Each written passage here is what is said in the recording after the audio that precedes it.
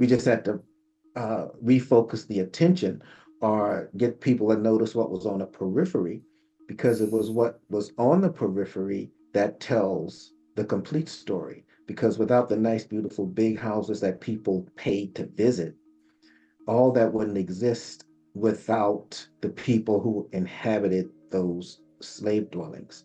And it's my way of honoring the ancestors. So that was my inspiration.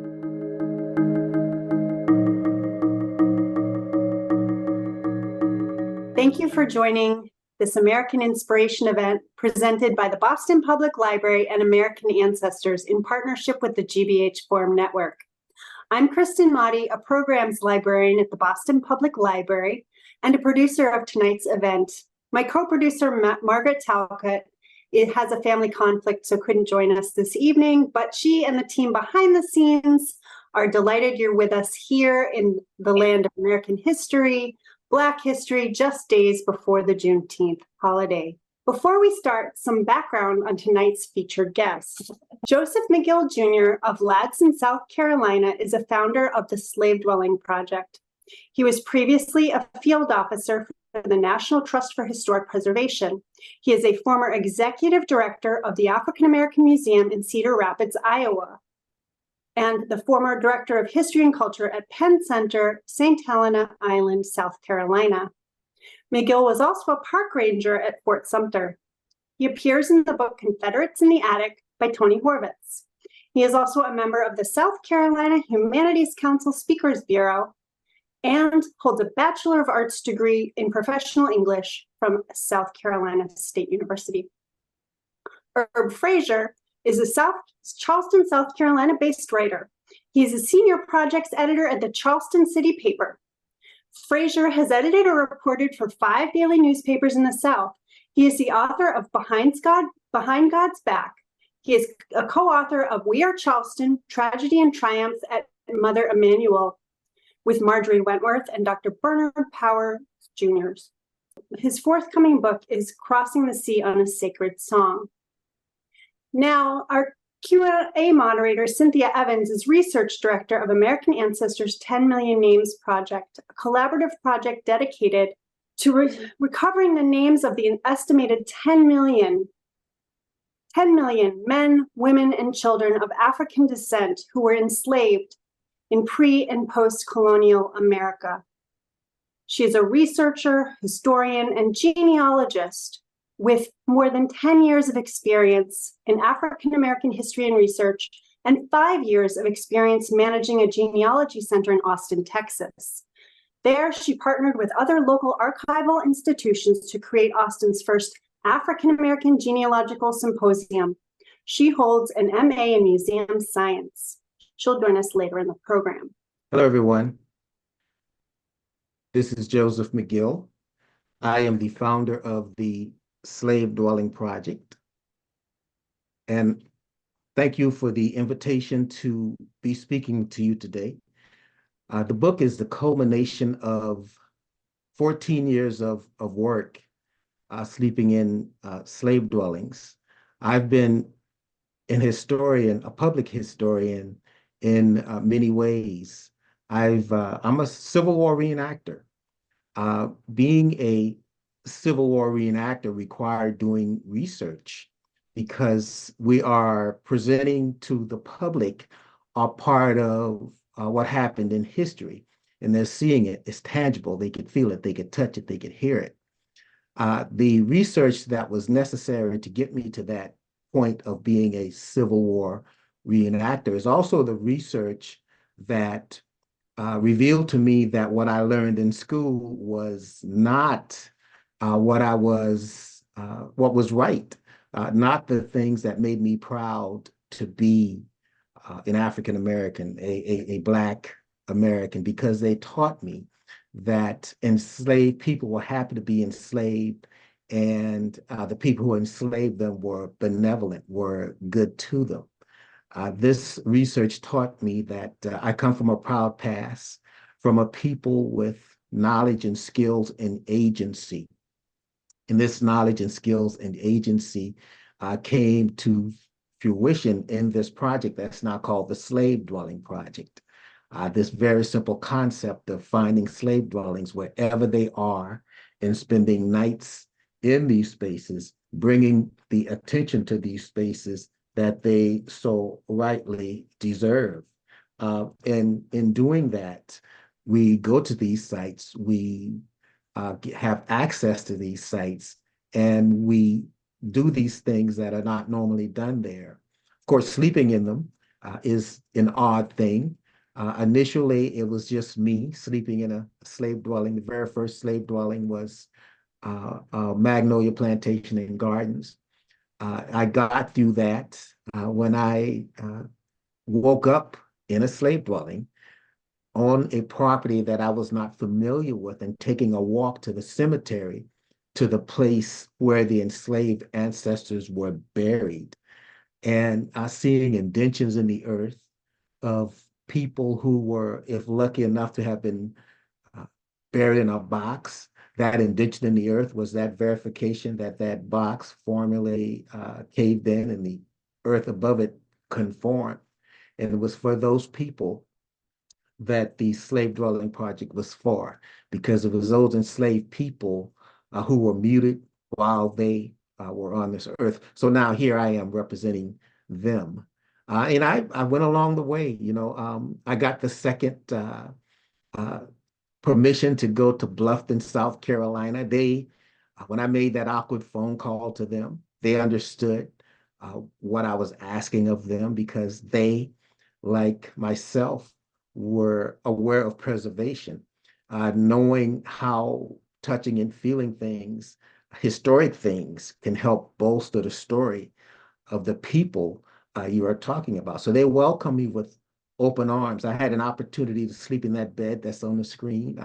I did not because I brought my sleeping bag, I brought my padding, I brought my pillow, I brought my club with me in case a creature, a critter wanted to invade my space. But it went well with all that. It was just my intention to stay within the state of South Carolina because I was going to do this for 1 year. It was going to be one and done, but it became more than that. It became others becoming aware of the project and knowing that it was an opportunity to tell a part of the story that was very seldom told or often that folks look the other way when that story is being told. It's uncomfortable for some. Being an employee of the National Trust for Historic Preservation at the time and working in the state of Alabama gave me an opportunity to, visit other sites within this nation. Again, it was just my intention to stay within the state of South Carolina because that's where my limited resources would take me. But in Alabama, this opportunity came about because one of my places of responsibility was the state of Alabama. And going there, representing the National Trust for Historic Preservation, it was just as simple as adding another day to that particular trip. And getting the opportunity to stay in such a place was great. So it gave me also that opportunity to expand what the slave dwelling project was, because initially it was called the Slave Cabin Project because of my limited knowledge of what slavery was physically on this landscape. To me, in my mind, uh, slavery was on a plantation in southern states. Well, it was also in a cabin, and cabins, as defined by me, was not what I experienced in the state of Alabama. So, experiencing what I experienced in that first place that I stayed in Alabama, a two-story high, four-compartment brick building was not a cabin. So, very early on, I got to change the name from Slave Cabin Project to Slave Dwelling Project. And as I progressed throughout with the project, I got to, expand the project to other states, like the state of Texas. In Texas, I stayed at a place called Seward Plantation in Brenham, Texas. And folks ask me often, what's the most memorable stay? And it's that one. It's that because I also, in addition to spending a night in that cabin, I got to stand on an authentic auction block. And standing on an authentic auction block gave me that opportunity to feel those feelings, think those things that enslaved people would have been thinking standing on an auction block. Like, why am I having to bear my back to this potential buyer? Well, the reason is because that buyer is not going to buy an enslaved person who has scars and evidence of being whipped, because in their mind, that's not a docile person that you would want to insert into your already humble enslaved people. So that gave me that opportunity to have that experience. So the Slave Dwelling Project, we are progressing.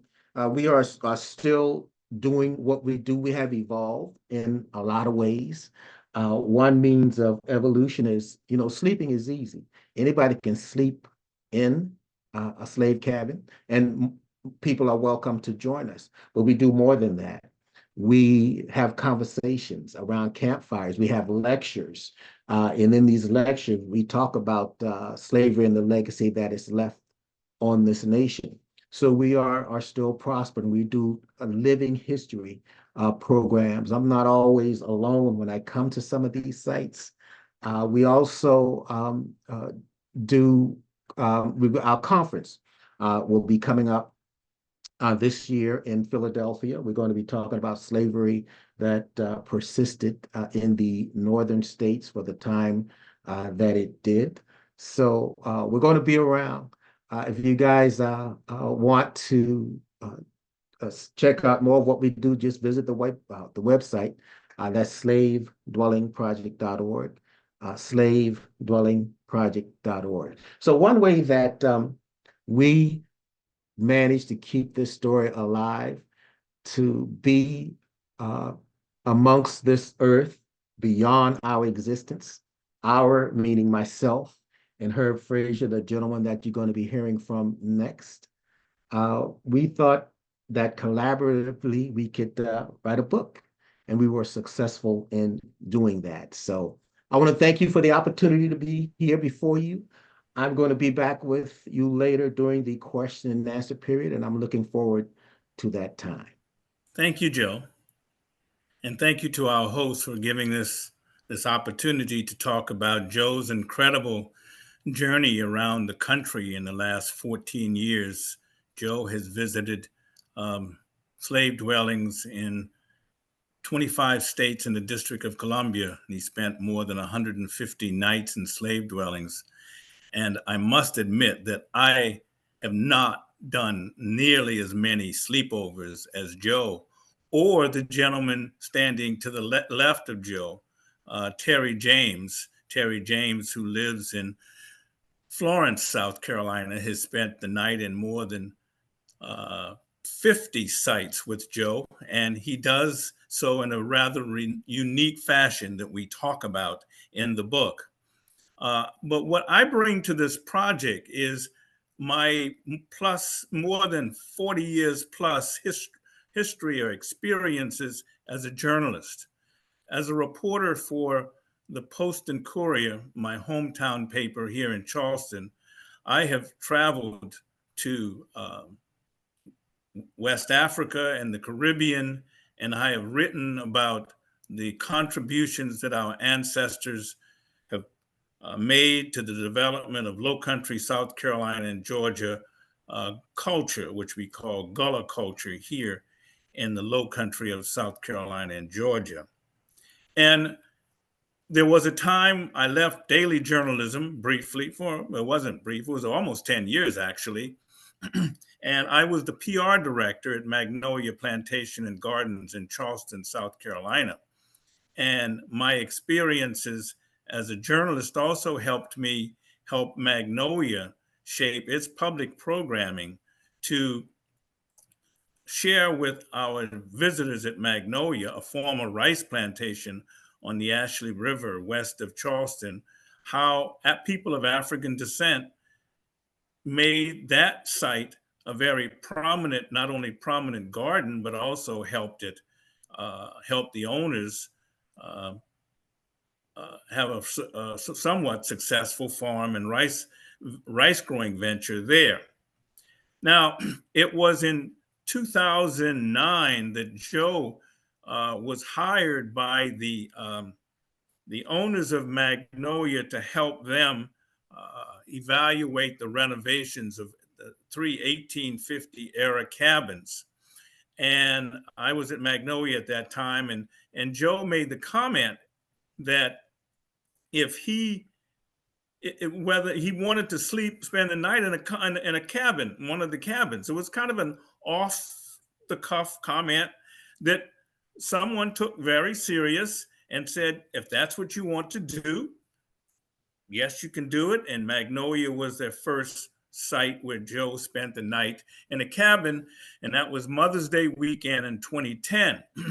Now, at the time, I helped Joe sent out some press releases announcing some of the places where he was going to spend the night in a slave dwelling. At that time, as he mentioned, he called his project the Slave Cabin Project. But as he began to realize that our ancestors did not live and raise their families exclusively in cabins on the southern landscape. And the Aiken Red House is one example in Charleston of where our ancestors lived in an urban setting. So early on in the project, Joe changed the name from the Slave Cabin Project to the Slave Dwelling Project.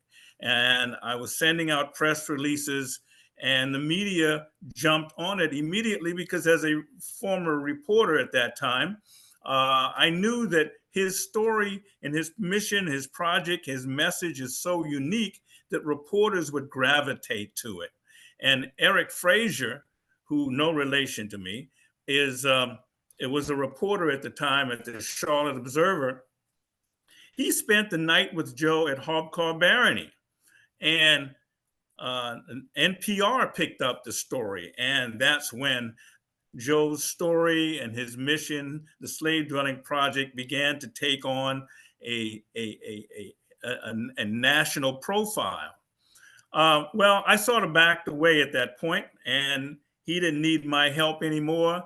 And as Joe began to reach the 10th anniversary of the Slave Dwelling Project, he got really concerned that he needed something. He needed a book to document what he had been doing for the past decade.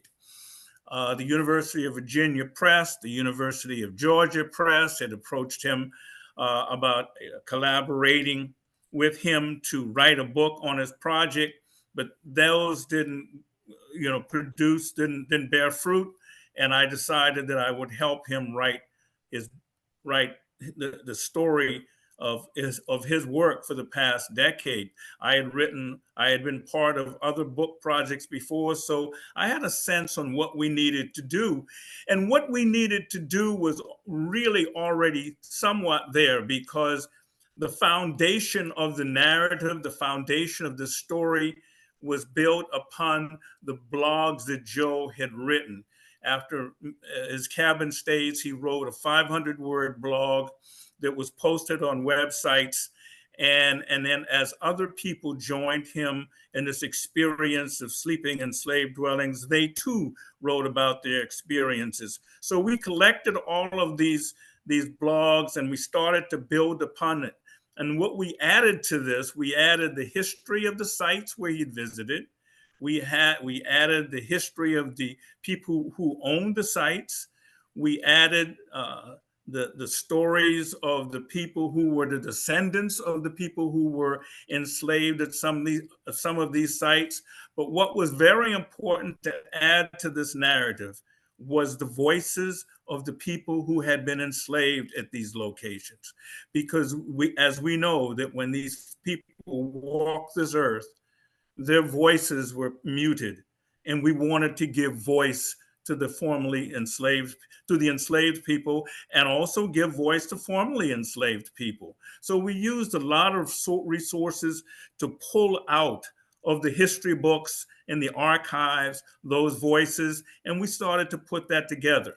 Now, the book starts out with some of Joe's early stays when he was by himself and when other people joined him. But we quickly realized that was not going to sustain the book. We needed to do some other things. And as we started looking at the mix of places where he had been, we started pulling together a group of sites where he'd been, like presidential sites, because Joe had been to places of our former presidents, and we know that 12 U.S. presidents were enslavers, and 8 of them owned slaves when they were in the White House. So we have a chapter on presidential sites. We have a chapter on higher education, because many of the prominent institutions of higher education in this country owe their beginnings to the free stolen labor of our ancestors. So we have a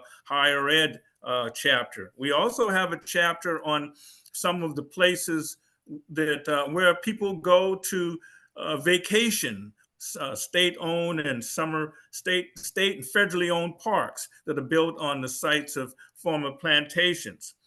We're often asked, what are some of the things that have surprised us? And I say, in our research, and one of the things that surprised me in the research was the family reunion tradition. Black families have for generations met in the summertime, and now it's the summertime. I bet many of you, for African Americans and maybe white Americans, are also planning family vacations. But it's the Black American, it's the Black family tradition that grew out of that period after the Civil War, when people who were able to emancipate themselves and move to northern states, they began to look down south to try to reknit those kinship ties that were broken as a result of the Civil War. So after 1865, people were posting ads in newspapers trying to look for their family. Nowadays, we have researchers in genealogy and genetic testing to help us find family members who've been scattered around the country. But they did not have that kind of technology. One of the things that Joe is often asked when we do these kinds of talks, and I'll put it out there right now because I know somebody out there and has this question in their mind: did he see any ghosts? Well, Joe will tell you that he's not seen any ghosts, but we have come to believe that the ancestors have guided us in our research in finding some of the very poignant and most important stories to include in this book. And I'll end with this. I'll end with one of the things that I repeatedly asked Joe as I was interviewing him for this book: how has this book changed him? Because there's a Joe McGill at the start of this process 14 years ago, who is not the Joe McGill that you just met a moments ago. The Joe McGill today is a very forceful advocate for a proper representation of the stories of our ancestors. And one of the things that he does when he goes around the country and goes around to former plantation sites, if there's a brick building on that site, he is drawn to the brick buildings, and he will look for those impressions and those bricks, the fingerprints, the depressions in those bricks, to show that those folks existed. And also wooden buildings will show the axe marks of our ancestors who labored to build those wooden buildings. So the evidence of their existence, it's, although subtle, it's there, and you just have to go look for it. Now, here's an image on the screen. That's Joe at the Aiken Red House in Charleston, South Carolina. This is an example of the kind of urban slavery that he began to notice, which prompted him to change the title of his work from the Slave Cabin Project to the Slave Dwelling Project. So I'm going to end it there and turn it over to Cynthia, because I think she has some questions for us. Thank you. I do. Thank you so much, Joe and Herb. I want to say that I read the book and I enjoyed it so much. One of the things that I really enjoyed about the book was how you all add in information about the enslaved of that area. So if you haven't gotten the book or read it, I want to encourage you all to go out and get the book. So we're going to get right to the questions here, and I'm going to go back and forth between questions in the chat and questions that we have sent in. So our first question for you is, how many people were usually in one dwelling place? Were they usually family members, or could they be all individuals not related? It could be all of the above. It depends on how the enslaver wanted them to be. If you see the cabins with a chimney in the middle, it's a duplex, because there's two doors on both sides, two families living on each side. How big could that family be? Well, that family could be as large as the number of children that woman could produce. But here's the thing. At the age of 12, is when they're likely to be sold, because in some states, you start paying taxes on that individual at that time. So instead of paying taxes on that individual, the enslaver decides to sell them for the value.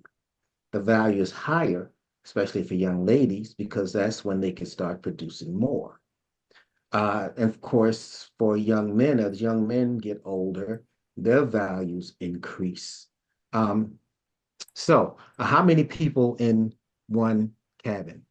Well, at least two, and they have to be producing children, chattel, for the enslaver to have more people to sell or more people to do the labor that makes him rich. So if we go to those places closer to the house, we're talking the place where the cooking is done, and that's where the person doing the cooking is living, either upstairs or a room attached. Sometimes these people are living, if you're talking slavery in a northern state, the slavery there was a little more intimate in the sense that these people are living in close quarters to each other. Sometimes they're living in the attic, sometimes they're living in the basement. So sometimes you're saving these places by default. You're saving this nice, beautiful, architecturally significant building, but you're also saving the places where enslaved people inhabited. And some places like George Washington's Mount Vernon, it was more of a dormitory situation. Everybody was in this one building. It didn't matter their relationship to each other. So the number of people living in slave dwellings and slave cabins vary from plantation to plantation. Another question, what first inspired you, Joe, to begin sleeping in dwellings? Has it been difficult making arrangements for sleeping locations? Well, it's gotten easier.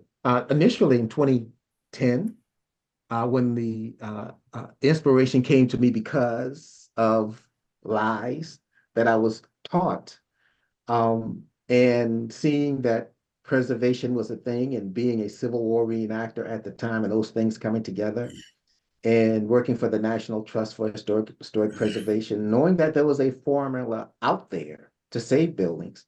We just had to refocus the attention or get people to notice what was on the periphery, because it was what was on the periphery that tells the complete story. Because without the nice, beautiful, big houses that people paid to visit, all that wouldn't exist without the people who inhabited those slave dwellings. And it's my way of honoring the ancestors. So that was my inspiration. Plus, you get people like Herb Frazier. You tell them what these crazy ideas in your head, and then they tell you it's a good idea. You have a tendency to want to, to see if it actually works. So talking about Herb, can you talk to us a little bit about what the book process was like? How long did it take you to put the book together? People have asked how to get started writing their family histories. Well, the one way to get started is just to sit down and start it. Writing is a very lonely process, as anyone might suggest, imagine, and writers out there know that. But it takes a lot of discipline, of course. And Joe and I would meet weekly, every Tuesday night, either at my place or his place, and we would go through what we found during the week and what we'd written during the week, and we would refine it, and I would continue to ask him questions along the way, and would continue to go to libraries and archives and look online to find the stories. And of course, our research was focused on those sites that he had visited. We did not do all of the sites, but we did the ones that we thought that had the compelling stories, the one that we could bring together into a collection of stories around a particular theme, as I mentioned. And it took us about 1.5 years, I think, of just doing it and rewriting it. Of course, that process, and adding to it. Yeah, about 1.5 years.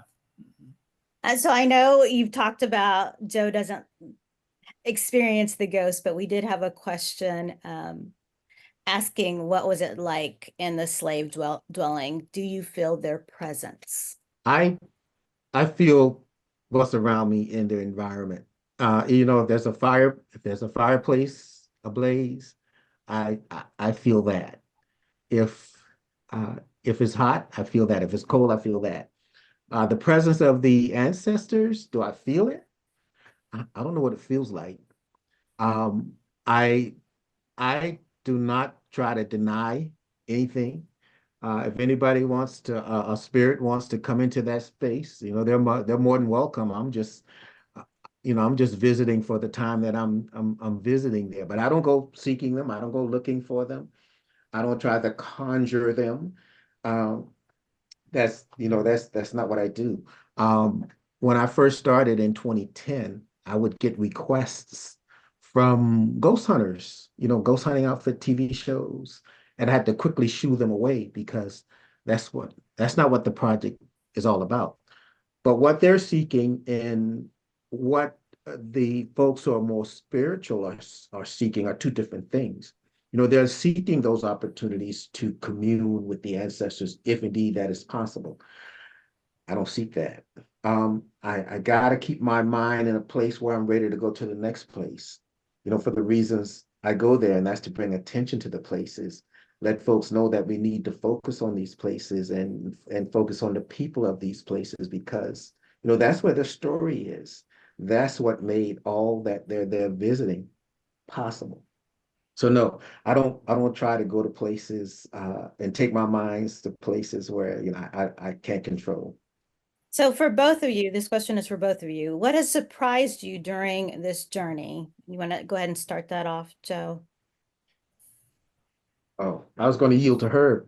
But That's okay. Well, I'll take it. What has Yeah. surprised me, I think I mentioned what surprised me was a couple things. Well, there are many things. So let me touch on the two real quickly, given the time restraints. One was that the Underground Railroad, people were using the Underground Railroad to go south to emancipate themselves. And we tell that story when we talk about Texas. And this is before Texas became a state. And plantation owners in the East, South Carolina and Georgia, Virginia, they were moving west, and they settled in Texas, and they took enslaved people with them. And some of those folks They just walked across the Rio Grande to go to Mexico to emancipate themselves. That surprised me. Now, since the book's release by Hachette Books, and I must say thank you to Hachette and the GBH and also the Boston Library System for making this possible. One of the things that surprised me since the book's release in June of last year, and Joe and I have been to about 12 states around the country talking about the book. One of the things that surprised both of us is that young people don't mind hearing the stories of the enslaved. And we know in many states, this kind of history is, people are trying to suppress this kind of history. But young people are not running from it. And we've not experienced that. And we've been to Georgia, we've been to Alabama, Mississippi, and Arkansas. And we've talked to school kids. And we both have been very impressed with the kind of questions that they've asked and the openness that they have about the history of our enslaved ancestors. Yeah. I need to quit yielding to you, man, because that's the thing I was gonna just work on. But yeah, let me just put an exclamation point on what you just said. There is this effort. It's an effort to take us back to that place where I was in 1979, a place of ignorance of my own history, of my own people. And trying to take us back to that place comes in this form of, anti-CRT, anti-woke, anti-DEI, banning books, renaming schools for Confederate generals when they had gone through the process of taking it off. And, going back to that place right here in South Carolina, right here in this county where I live. Just last week, they made it public, the education department of this state, that they're going to stop offering the AP course for African American history. That surprises me the most, that there are those who think that we have overcome. But for those steps that we've taken forward, we've taken an equal amount or more back. So, this book, this opportunity that we have through this book, and for the paperback that's coming up with the guide, we're going to ensure that the stories of our enslaved ancestors will live on far beyond our existence. All right, so our next question. I own an 1847 historic home that had 5 enslaved houses according to the 1850 census. We have an 1855 painting that shows approximately where the houses might have been. However, we haven't found any evidence of them. The original 1859 single pen log cookhouse is still on the property located behind the big house a few feet away. It's in miraculous shape. During your research, did you see a pattern where they are typically located? How far from the main house? Were they grouped together? How many people lived in the house? Could our cookhouse look similar to the enslaved houses? So a couple of questions there. Yeah, that person snuck a lot in there, which is good. Hey, if the closer to the house, the better off and more sturdy the slave dwelling will be, because that enslaver is flaunting his wealth. And the cabins or the dwellings closer to the house are usually built of the same material as the house, brick, wood, whatever the case may be. They last longer, and they tend to be used for other things beyond that period of slavery, storage, whatever they were being used for. Some have become bed and breakfast. I know there's some enthusiasts out there that are probably cussing right now, to be aware of that. But I've seen some that are used for bathrooms. So if you really want to be upset, think about that. So the materials are they usually use material that's available to them at the time that the cabins are built. If it's the frontier, then they're using logs. Those enslaved people are cutting down trees and forming them into the log cabins that they become. If they're on the coast, South Carolina, Georgia, is usually built of tabby. Now, in the case of what you was described in the question, that possibly could have been the kitchen. The kitchen is usually detached from the house because if the kitchen caught fire, then the kitchen would burn, not the whole house. So you detach it from the house, and the cook is usually living in that same building. Sometimes above the kitchen, there is an adjacent room. Now, they're also the ones for the field hands. The ones for the field hands they're usually away, sometimes out of sight of where the big house is usually, and they're built of more flimsy material. You know, that enslavers just getting by with doing enough, and that's sheltering those people. Um, so they have a tendency to still not be on this landscape as abundantly as the ones that were attached to those who worked in the big house. Now, I don't know if I answered your question. I hope that helped. Okay. Well, Joe, I think you should mention that we should find out and follow up with this gentleman, maybe, and get in touch with him, because I think what he's presenting is something that I think could be an opportunity for a future sleepover and further investigation, because it sounds intriguing. Yeah. Oh, yeah. I'm for it. I'm for sleeping in new places. So I think it's almost time for our reading, but as a genealogist, I want to ask you all for each of you, how far have you gotten with your family genealogy, and how does that relate to looking for your enslaved ancestors, and sleeping in cabin dwellings? Well, I'll go. I'm sad to say I've done some research into my family here in South Carolina, and I've not been able to go back any further than the 1880s. I have taken a DNA test through African ancestry, and according to that test, I'm Mende from Sierra Leone, and that sort of, I guess, answers the question as why I've been to Sierra Leone 6 times as a journalist. And when I found out that I'm Mende, I said, well, I've just been following my genetic compass. But I wish I knew the name and place of my ancestors who were enslaved, and most likely I had enslaved ancestors. But I don't know that, and one day, hopefully, I will discover that those ancestors. Yeah.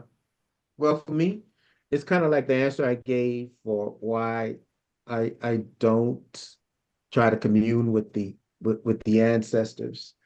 Um, the the genealogy aspect of what we do is consuming, can be consuming if you let it be. Um, and so therefore I have not done that research. Now, someone has done that research for me, and they took it back to 1842. Um, I got to find someone who was just as enthusiastic to do it in the manner that she did it. You know, it's a volunteer. So there's that. Now, I haven't done what Herb has done. Well, maybe I have gone part of the way. I did have a DNA test done, but I never got the results. Not that I can't get the results, because I know where to go to get them, but I've never gotten the results. So there. Okay. Well, we will have more information about 10 million names and genealogy research. But right now, I think it is time. Are you all ready for the reading? there's so many sections of the book that I could choose from, but I'm going to go back to the family reunion tradition, and I'm on page 259. I'm going to be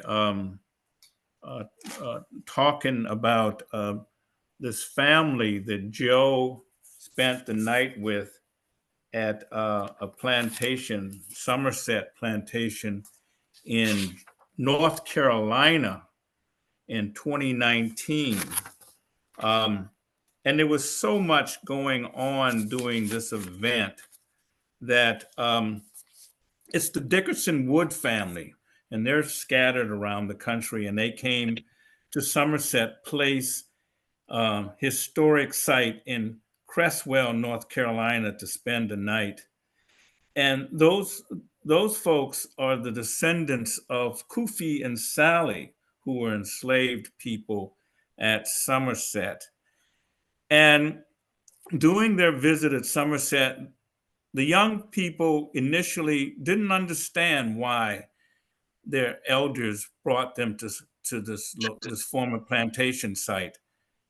And as the history began to unfold, one of them at least, realized how important it was. Some of the older people, their experiences there in a 21st century setting, they began to realize that some of the inconveniences that we might experience in this 21st century existence is minuscule to the real life experiences their ancestors had in the 19th century, their enslaved ancestors had in the 19th century.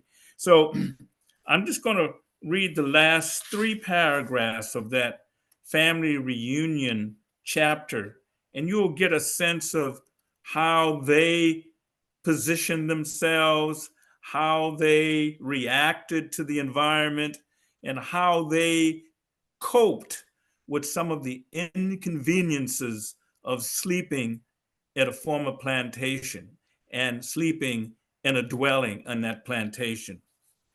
And the book is written in Joe's voice because, after all, it's Joe's story. So I'll begin. At midnight, the group sang Happy Birthday to Deborah before settling in for the night. The living historians joined me in one of 2 replicas of the original slave dwelling. The family slept in the plantation's hospital. Charles and Leslie Wilson prepared their bedding in the operating room. Mina and her sisters, Deborah and Margaret, slept in the sick room with a family friend, Hazel Reed of New York City. As they labored to inflate air mattresses, they chastised themselves for complaining about lowering their middle-aged bodies to the floor. The ancestors had it even harder than they could ever imagine. Falling asleep was easy. Staying asleep was a challenge. Throughout the night, Mina, her sisters, and Hazel rose to scurry across an open field to a distant outhouse. On the 3rd trip, the sisters complained the facility was not nearby, but then they spontaneously burst into a collective laugh when they realized the inconvenience was just for one night and not a lifetime. Sally and Kofi, we ain't, Mina said. That realization solidified another poignant moment of appreciation for what the ancestors endured when they had to pull up their skirt tails to tromp across wet grass in the dark to answer nature's call. After sunrise, they stood in a circle to pray to the ancestors. Between each invocation, they poured a libation. Charles Wilson gave the final prayer, an appreciation for the ancestors who endured with a sense of purpose.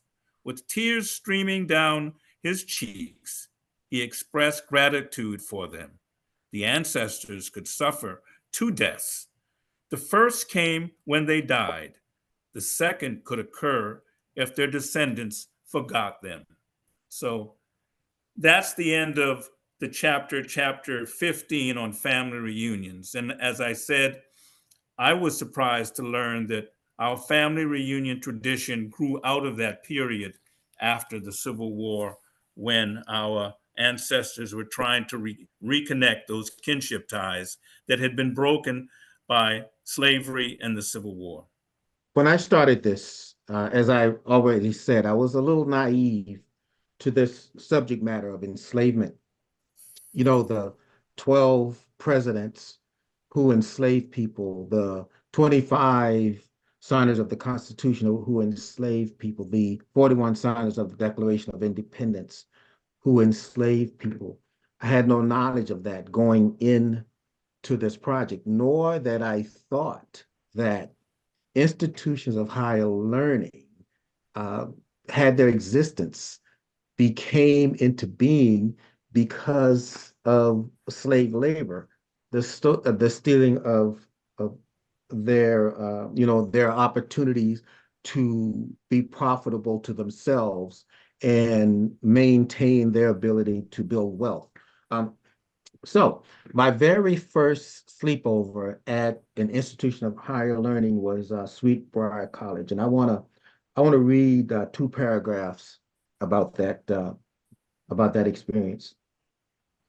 In October 2012, Lynn Rainville, the director of Tukulum Institute for Local History and Historic Preservation, invited me to Sweetbriar College, where she had done extensive research in documenting an African-American graveyard on the campus.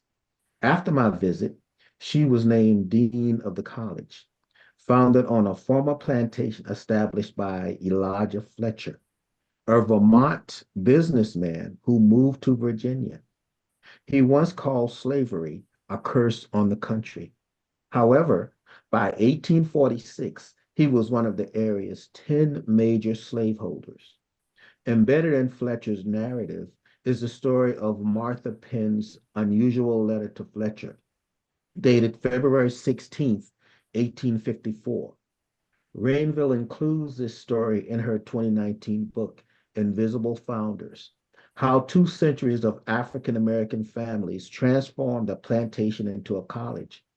Fletcher owned more than 100 African-American Fletcher owned more than 100 African and indigenous men, women, and children who worked on his Amherst plantations, which included the Sweetbriar plantations. Fletcher had been in the midst of settling the estate of another plantation where Martha Penn was enslaved when she wrote to him. The plantation where Martha Penn was enslaved was 6 miles away from Sweetbriar. The 20-year-old Penn was held in a Lynchburg jail pending her sale to a buyer in the Deep South. In the letter, she pleaded with him to buy her to prevent her from being separated from her sister Mary, who was enslaved at Fletcher's Sweetbriar plantation. So you have to buy the book, read the book to find out the end of that story. Great information. I think Kristen is coming back. And I want to thank you both for being here and sharing your story with us. Please welcome Cynthia back here for information about American ancestors. Thank you, Kristen. It's been a real pleasure to be here with you all tonight, and to hear from Herb and Joe. And so I wanted to talk a little bit about 10 Million Names. From American Ancestors, we are one of the oldest genealogical associations, and our project 10 Million Names, we seek to recover and restore the estimated 10 million names of the men, women, and children who were enslaved. And so we're also, we are sourcing data. We would like to be a hub for information and then provide it free for people to help them get past their genealogical walls, providing free resources for African Americans about researching family history. We are trying to debunk myths about enslaved ancestors, and we are really interested in closing the information gap between African American and European data so that more people can find their family information. And now just to thank everyone for being here tonight. Thank you, Mr. Joe McGill, Mr. Herb Frazier, and Ms. Cynthia Evans for sharing with us all this evening. Very important program. We appreciate your interest in America's history, the places, the people, the good, the bad, and we hope to see you again soon. For now, a good night.